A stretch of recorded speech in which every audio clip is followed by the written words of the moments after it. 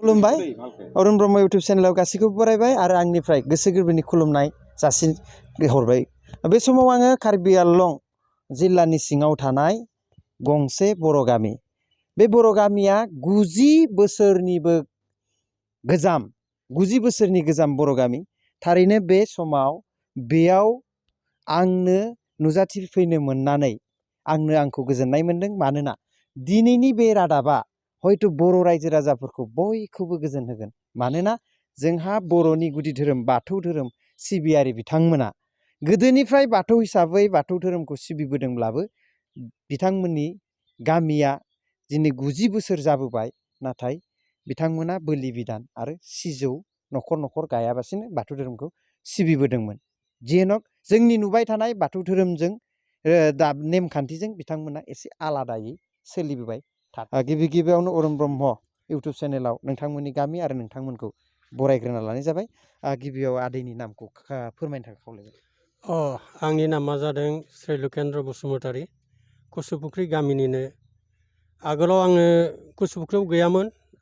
बेयाव फैनाया आङो प्राय 35 इयार्ससो जाबाय।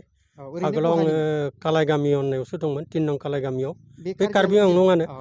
होमबाबो बेयाव फैनाया आङो 35 इयार्ससो जाबाय आरो कुसुपुख्रियाव। आरो ओरैनो दा मिथिनाय बायदिबा बे गामिया बेसेसो गोजाम गामि? बे गामिया प्राय 90 इयार्ससो जाबाय। बे प्राय 90 माबानिफ्राय आरो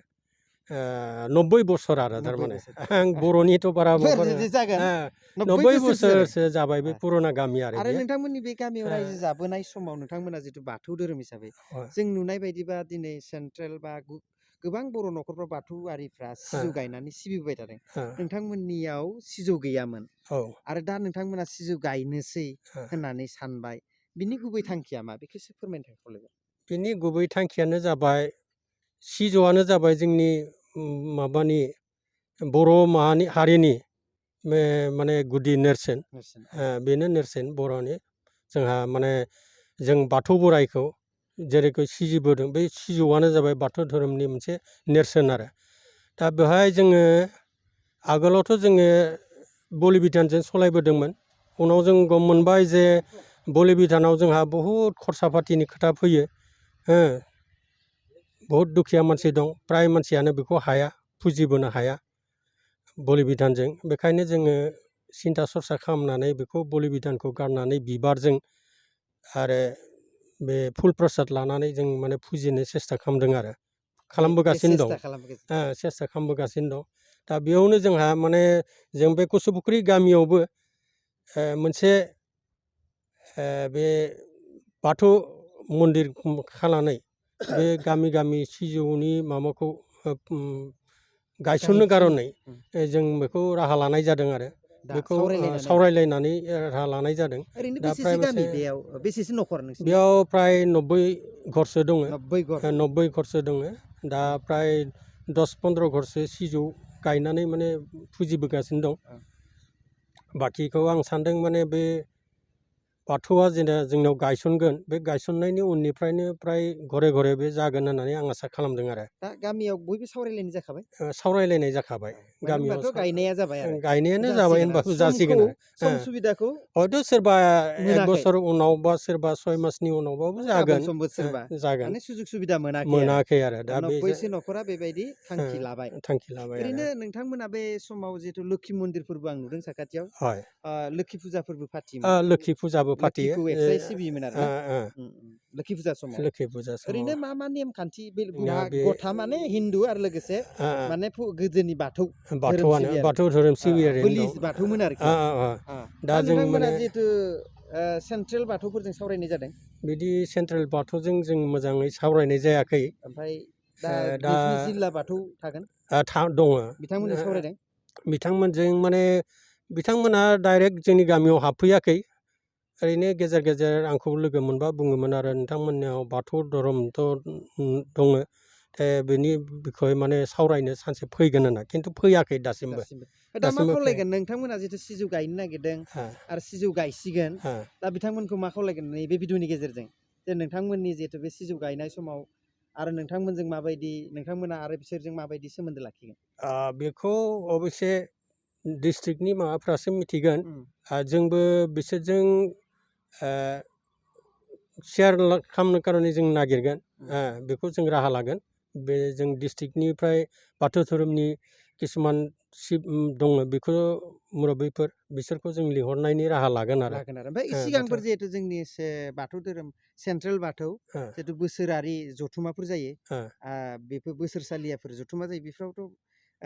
बेफोराव भाग लाहैखायोमोन दा लाहैखायोमोन सोलोंनानै दा किसुमान गामियाव जों घरे घरे सोरनावबा बिदिनो आर'ज जायोबा बिसोर थांनानै गायहैयो दा दामग्रा देग्रायासो जोंनिया माने एक्सपार्ट जाथ'वाखै आरो बाखिथ' सोलोंबाय गायग्राफ्रा मोजांनो गायो खिन्थु दामग्रा देग्रा लोगोआवनो जोंनिया दा जाथ'वाखै किसुमान सिफुं दङ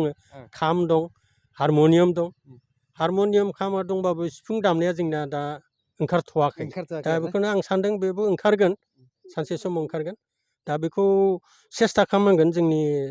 किसुमान सेंग्रा गथ'फ्रा बेखौ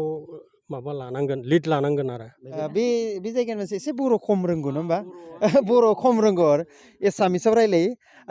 এইটো এতিয়া বৰ্তমান গ্ৰহণ কৰিব নতুনকেহে শিকিছো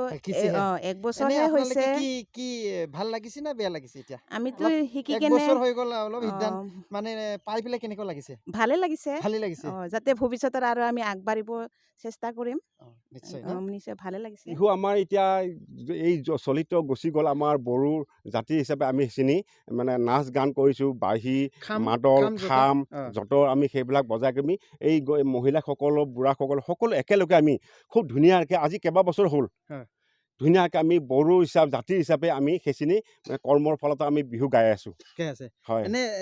নতুন নতুন লাগিছে নেকি আপোনালোকে একদম আৰু আজি যদি আপোনালোকে যিখিনি নেচেলৰ যিটো চেনেলৰ যোগেদি যদি আৰু ভাল যদি কৰিব পাৰোঁ বা হিচাপত অহা বছৰৰ কাৰণে আৰু আমি উৎসৱ আৰু উজ্জ্বল হ'বৰ কাৰণে আমি চেষ্টা কৰিম মানে পুৰা গাজা গোমজা একদম ৰংজা বাজা মানে আৰু আমাৰ মহিলাসকলে যিখিনি আমি আৰজ গাবলৈ আমি শিকিছোঁ সেইখিনিকো আমি আৰু ডেভেলপ কৰিবলৈ চিন্তা কৰিম আৰু ডেভেলপ কৰাৰ চিন্তা কৰি উঠি অহা ল'ৰা ছোৱালীসকলকো আমি শিকাই বুজাই কৰি আনিবলৈ আমি এক মুঠত আমি আনিবলৈ কিছুমান ক্ষেত্ৰত আমি তেওঁলোকক আমি বুজা বুজি কৰি আছোঁ গতিকে এতিয়া আমাৰ জাতিটোক বচাব হ'লে আমাৰ নিজৰ ধৰ্মটো লাগিব নিজৰ ড্ৰেছ লাগিব নিজৰ বাদ্য বাজনা লাগিব তেতিয়াহে আমাৰ জাতিৰ নিৰপেক্ষৰ আমাৰ কিছুমান জাতি আমি বচাব পাৰিব লাগিব তেতিয়াহে আমাৰ জাতি জানিব যে ভাৰতবৰ্ষৰ তথা অসম কাৰ্বি আংলঙৰ বড়ো জাতিসকলে আজি বাথৌ ধৰ্মৰ একতাৰ নিৰপেক্ষৰ হিচাপে কৰ্মটো খুব ধুনীয়াকৈ চলি আছে সেই হিচাপে আমাৰ এই জাতিটোক আমি একতাৰ গোটটো ল'বৰ কাৰণে নীতি কীৰ্তি সকলোকে আমি নমস্কাৰ কৰি মই আপোনালোকৰ ওচৰত মই প্ৰাৰ্থনা কৰি আছোঁ बर' मिडियाम दङ जोंनि बेनिफ्राय प्राय 2 किल'मिटार गोजानाव आरो गामियाव गैया 2 किल'मिटार गोजानाव बर' मिडियाम दंमोन गथ' गथायफ्रा दा ओरैबायदि जाहैदों बेबो मोनसे जोंना दुखु गोनां बाथ्रा बे बर' मिडियामा थाङै थाङै माने थैनायनि लामायाव माने मास्टार दंमोन मास्टाराबो दा बर'बो माने रोंलिया बर' रावजों सिखायनो रोङा बेखायनो बे स्कुलाव प्राय बर'आनो उथायनाय बायदि जाहैबाय आरो आसामिस मिडियामसो जाहैबाय आसामिस मिडियामसो जाना थाबाय खिन्थु आसामिससो फरायनाय जाबाय बेनिफ्राय बाखि खाथि खालायाव दङ माने आसामिसमोन दा बेबो इंलिस जाहैबाय इंलिस मिडियाम जाहैबाय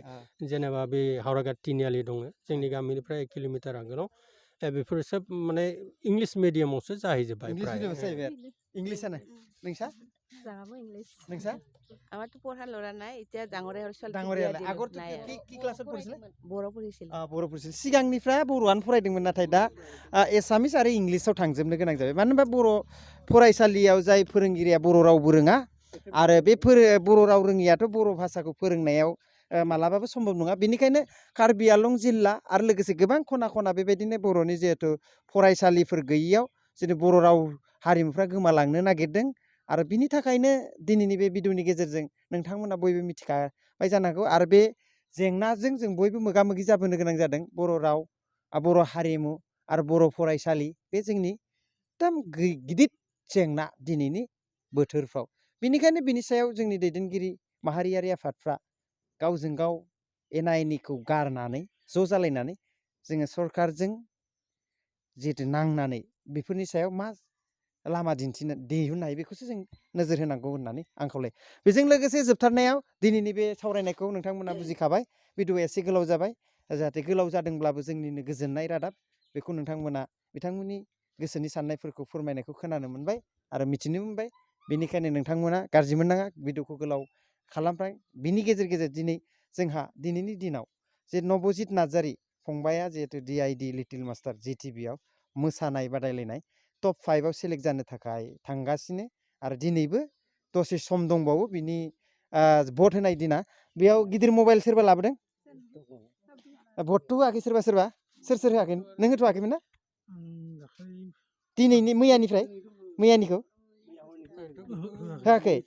दे मिथियानो बेबो मोनसे मबाइल আছে सबरे कार मबाइल আছে दे हरु हलेও डायल करक फंबाय ओरै फैलाय आजा आंनि आंगो फंबाय कार्बि फंबायबो बेयाव दंफैयो बे कार्बि फंबायखौ फोरोंनो खोन्थाबाय इयाव नम्बर 2 कुइसन 9152915246 मोन ना नाम्बारा देसन बयबो थु बे नबजित नार्जारि बर'निनो फिसा आरो बे कार्बि आलंनिनो एड्रेस होदों जिहेतु बिथां 9152 9152 46 ना 46 मोन 646 बे नाम्बाराव बयबो कल खालाम 9152 चेक खालामनालाय 5246 नम्बर गोनाङा दा जाय बेयाव मबाइल लादों बे मबाइल लानायफ्रा जिहेतु दानो डायल खालाम ओमफ्राय दाहाय जाय न'आव ओइ नांदों बयनाबो ट्रुथ नांदों दानलायनाङा गावनो दानलांखागोन नांबाय ट्रुथ होनबाय 46 नांगोन 46 नैबे कार्बि फंबाय जोबोद गोजोननाय थाबाय दे थुलाय 915 ना 52 सो 9152 52 9152 5246 दे कल खालामलाय आरो बेयाव गोबां दंफैयो नोंथांमोनाबो न'आव थांनानै डायल खालाम नै रिंबाय इनो फोरोंलाय एड क्वेश्चन এই নম্বরটো দিয়ক আপনার লাগিলে রিং নামায়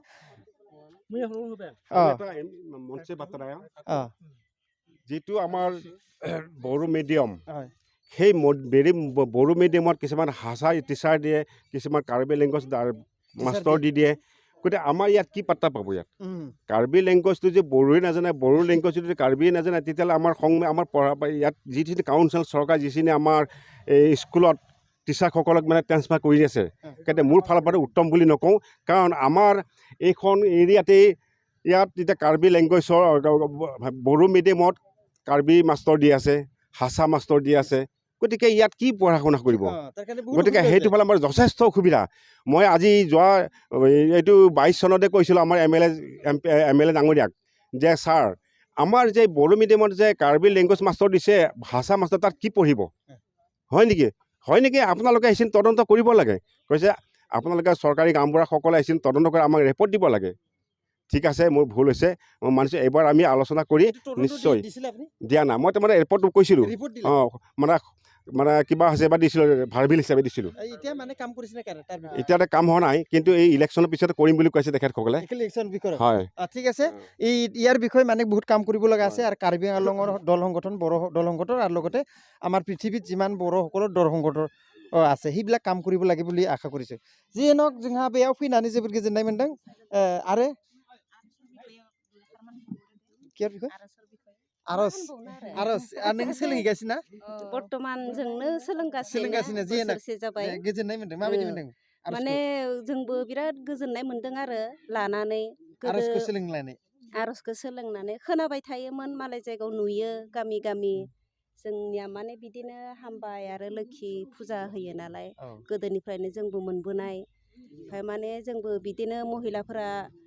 गठन जाग्रोनानै एसे